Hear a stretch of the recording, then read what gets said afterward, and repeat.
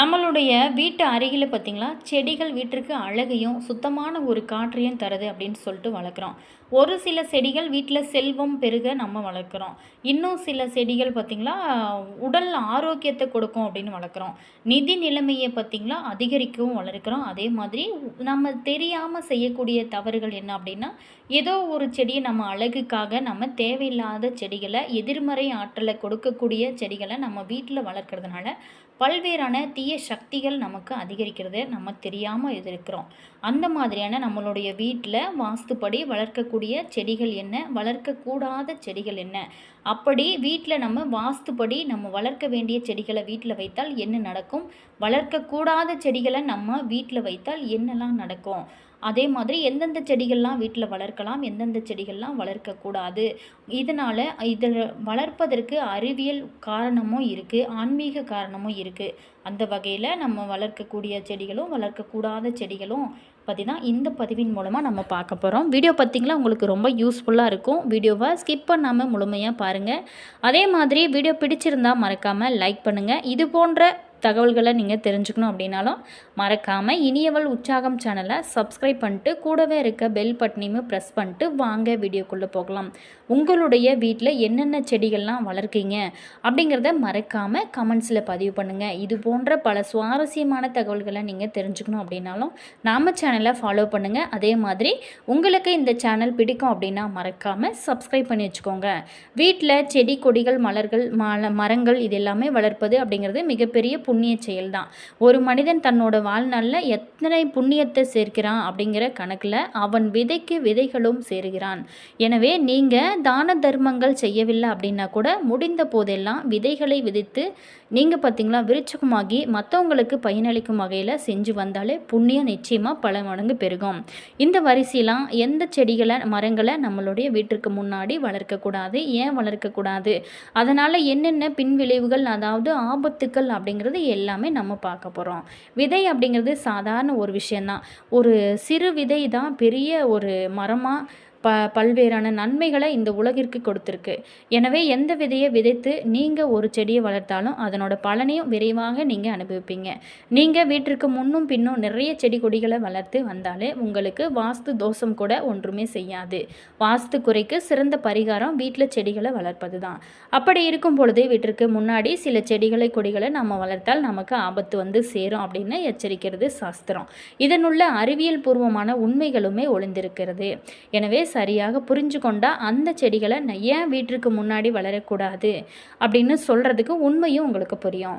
வீட்டிற்கு முன்னாடி வளர்க்கக்கூடாத செடிகள் பார்த்திங்களா, ரோஜா, கற்றாழை, அரளி, சீத்தாப்பழம், முருங்கை, வாழை, தென்னை போன்ற செடிகளை எல்லாமே நம்ம முக்கியமாக வளர்க்கவே கூடாது. ரோஜா, கற்றாழை, சீத்தாப்பழம் போன்ற செடிகளில் இருக்கக்கூடிய முட்களும் பூச்சிகளும் சிறு குழந்தைகளுக்கு எந்த விதத்திலுமே பாதிக்கக்கூடாது அப்படிங்கிறதுக்காக தான் அதனை எல்லாருமே வீட்டிற்கு முன்னாடி வளர விடக்கூடாது அப்படின்னு அறிவுறுத்துகிறாங்க. மற்றபடி அதில் எந்த ஒரு தோஷமும் இல்லை. வீட்டிற்கு பின்புறம் அல்லது குழந்தைகளுக்கு எட்டாத இடங்களில் நீங்கள் வைத்து வளர்க்கலாம். அதே மாதிரி வாழை, முருங்கை எளிதில் முறிந்து விடும் மரங்கள். முருங்கையில் இருக்கக்கூடிய கம்பளி பூச்சி ஆபத்தை விளைவிக்கும் இல்லையா, அதனால தான் முருங்கை, வாழை போன்ற மரங்களை வீட்டிற்கு முன்னாடி வைத்து வளர்க்கக்கூடாது அப்படின்னு சொல்கிறாங்க. அதே மாதிரி அரளியானது விஷமுள்ள ஒரு காயை கொடுக்கும், இது உயிருக்கு ஆபத்தை விளைவிக்கும் அப்படிங்கிறதுனால தான் இதை வீட்டில் வளர்க்கக்கூடாது.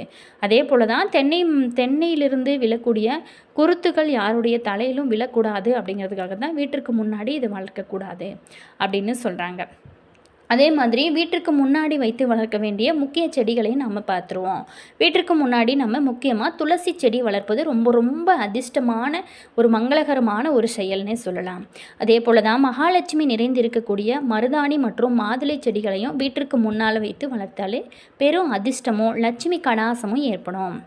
அதே மாதிரி மல்லிகை, முல்லை, செண்பகம், நித்திய மல்லி, வாசமுள்ள பூச்செடிகள் போன்றவை எல்லாமே வீட்டிற்கு முன்னால் வைத்து வளர்ப்பது உங்களுக்கு பல நன்மைகளை கொடுக்கும்.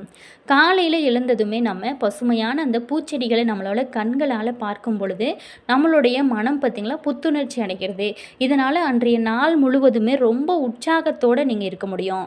இது கண்டிப்பாக நீங்கள் நிறைய பேர் உணர்ந்திருப்பீங்க. கண்டிப்பாக உங்களோட கருத்தை கமெண்ட்ஸில் மறக்காமல் உங்களுடைய அனுபவங்களை எங்கள் கூட ஷேர் பண்ணுங்கள். அது மட்டும் இல்லாமல் இதனால் பார்த்திங்களா ஒரு வெற்றிலை கொடியை வளர்ப்பதும் அதிர்ஷ்டம் தரும் ஒரு விஷயந்தான். ஆனால் வெற்றிலையை தனியாக வளர்ப்பதை விட அதனோடு சேர்த்து மற்ற செடிகளையும் வளர்ப்பது தான் பலன் அதிகரிக்கும்னே சொல்லுவாங்க.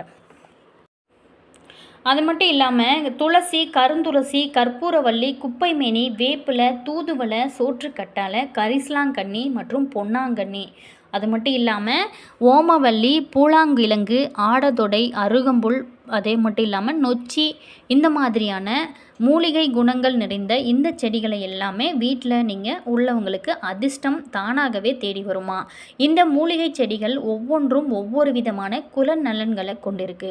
பல நோய்களுக்கு அருமருந்தாக இருக்கக்கூடிய இந்த எளிய மூலிகை செடிகளை நீங்கள் வீட்டில் வளர்த்து வந்தாலே வந்த பிணிகள் வந்த வழியே செல்லுமா, அதிர்ஷ்டமும் நம்மளோட வீட்டு கதவை தட்டுமா. அந்த அளவுக்கு ஒரு சிறப்பு வாய்ந்ததாக இருக்குது.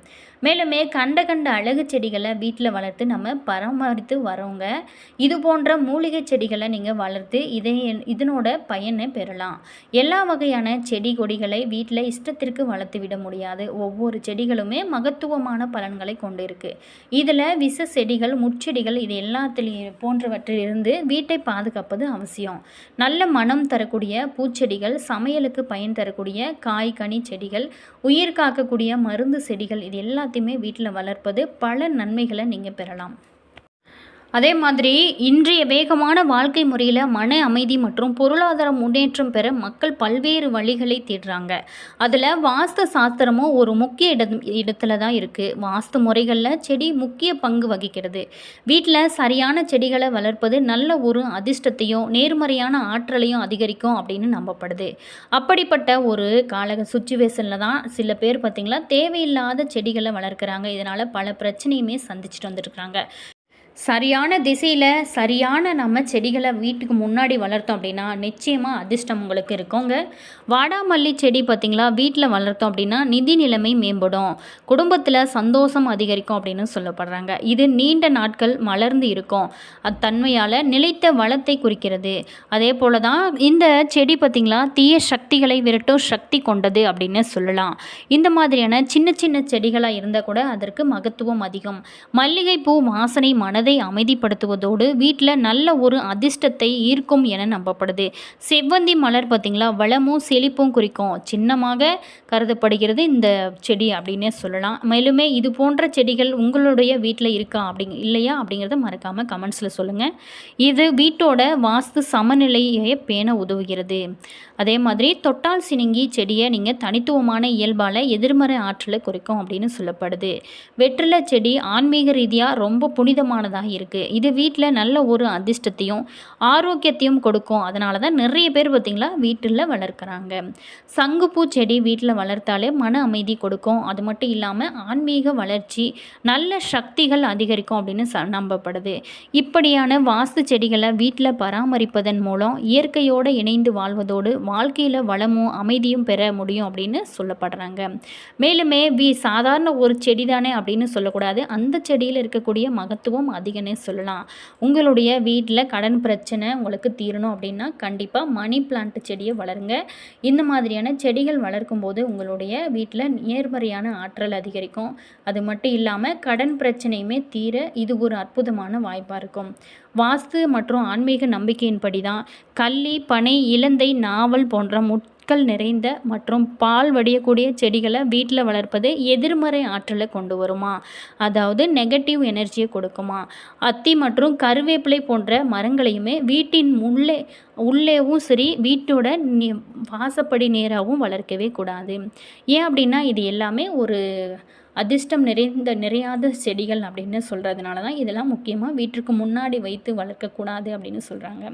வீட்டிற்கு முன்னாடி வைத்து வளர்க்க வேண்டிய முக்கியமான செடிகள் பார்த்தோம் அப்படின்னா துளசி செடியை தான் ரொம்ப மகாலட்சுமியின் அம்சம் அப்படின்னு சொல்லுவாங்க. அதனால் உங்களுடைய வீட்டில் எப்போவுமே அதிர்ஷ்டமான பலன்கள் உங்களுக்கு கொடுக்க வேணும் அப்படின்னு நினச்சிங்களா கண்டிப்பாக ஒவ்வொரு வீட்டு முன்னாடியுமே நீங்கள் துளசி செடியை கண்டிப்பாக வைத்து வளருங்க. நல்ல ஒரு முன்னேற்றத்தை சந்திக்க முடியும். உங்களுடைய வீட்டில் அதிர்ஷ்டமும் பெருக்கிக் கொண்டே இருக்கும். என்ன நேயர்களே, இந்த வீடியோவில் நம்மளுடைய வீட்டில் முக்கியமாக வளர்க்க வேண்டிய செடிகள் என்ன, வளர்க்கக்கூடாத செடிகள் என்ன, அப்படி வளர்த்தால் என்ன பிரச்சனைகள் நடக்கும் அப்படிங்கிறத பார்த்தோம். வீடியோ பிடிச்சிருந்தா மறக்காமல் லைக் பண்ணுங்கள். இது போன்ற பல சுவாரஸ்யமான தகவல்களை நீங்கள் தெரிஞ்சுக்கணும் அப்படின்னாலும் மறக்காமல் இனியவள் உற்சாகம் சேனலை சப்ஸ்கிரைப் பண்ணிட்டு கூடவே இருக்க பெல் பட்டனையுமே ப்ரெஸ் பண்ணிக்கோங்க. அப்போ தான் நாங்கள் போடுற ஒவ்வொரு வீடியோஸுமே உடனுக்குடன் நோட்டிஃபிகேஷனாக வரும். அதே மாதிரி உங்களோட கருத்து என்ன அப்படிங்கிறத மறக்காமல் கமெண்ட்ஸில் சொல்லுங்கள். இது போன்ற சுவாரஸ்யமான தகவல்களை நீங்கள் தெரிஞ்சுக்கணும் அப்படின்னாலும் இனியவள் உற்சாகம் சேனலை சப்ஸ்கிரைப் பண்ணிக்கோங்க. உங்களுடைய வீட்டிற்கு முன்னாடி என்ன செடிகள்லாம் வளர்க்குறீங்க அப்படிங்கிறத மறக்காமல் கமெண்ட்ஸில் எங்கள் கூட ஷேர் பண்ணிக்கோங்க. மேலுமே உங்களுக்கு இந்த வீடியோ உங்களுக்கு பிடிச்சிருந்தால் மறக்காமல் ஒரு எத்தனை % உங்களுக்கு பிடிச்சிருக்கு, 50, 100 இந்த மாதிரியான கமெண்ட்ஸை மறக்காமல் கமெண்ட்ஸில் பதிவு பண்ணுங்கள். All viewers, thank you.